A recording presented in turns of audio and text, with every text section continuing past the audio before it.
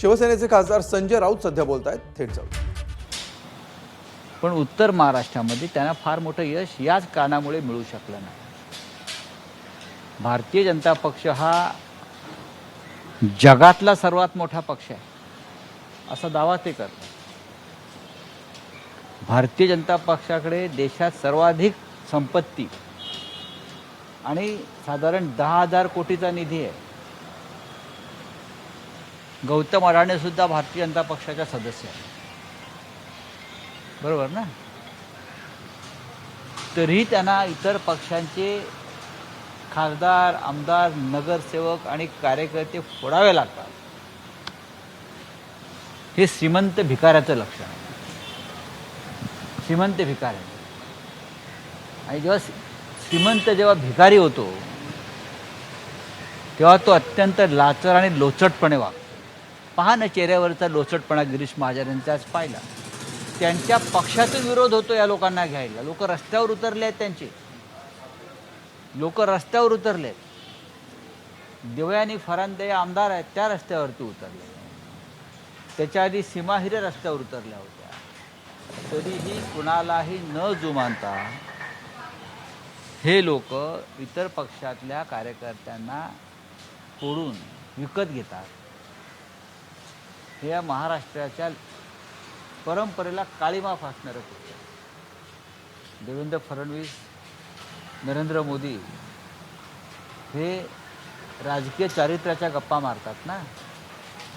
मग ज्यांच्यावर तुम्ही कालपर्यंत आरोप करत होतात नाशिकमध्ये, भ्रष्टाचाराचे किंवा इतर काही आरोप, गुंडगिरीचे, अंडरवर्ल्डचे, हे सगळे तुमच्या पक्षातच कसे? बलात्कारी, खुनी कसे काय? का गिरीश महाजनना एक नवीन गँग निर्माण करायची आहे, हां, दाऊदसारखी? चला. कसं आहे की काल संध्याकाळपर्यंत या दोन्ही पक्षातले नेते ठाकरे बंधूंच्या युतीबद्दल पेढे, लाडू एकमेकांना भरवत होते. दिनकर पाटील लाडू वाटत होते, लाडू भरवत होते.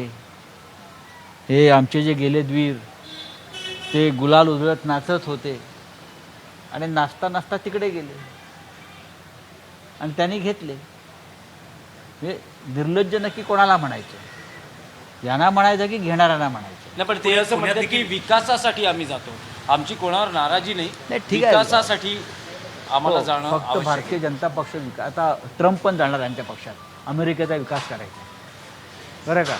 ट्रम्प जाणार आहे, फ्रान्सचा अध्यक्ष मॅक्रॉन जाणार आहे, कारण फ्रान्सचा पण विकास झालेला नाही ना आणि अमेरिकेचा विकास झालेला नाही. तर ट्रम्प आणि या मॅक्रॉनला सुद्धा ते त्यांच्या पक्षात घेतील. गिरीश महाजन त्याचबरोबर पुण्यामध्ये भाजपसोबत असलेल्या अजित पवारांसोबत जाण्यासाठी काँग्रेसच्या वरिष्ठ नेतृत्वाने नकार दिलेला आहे आणि त्यामुळं इकडे शरद पवारांचा पक्ष त्यांच्यासोबत जातोय, परंतु काँग्रेसनं मात्र पूर्ण नकार दिलेला आहे.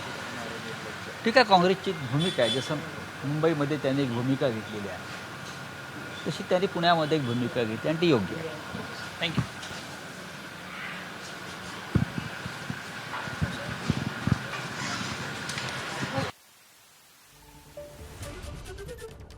तर नाशिकमध्ये ज्यांच्यावर आरोप केले त्यांनाच पक्षात घेतलं असं राऊतांनी म्हटलेलं आहे. एबीपी माझा, उघडा डोळे बघा नीट.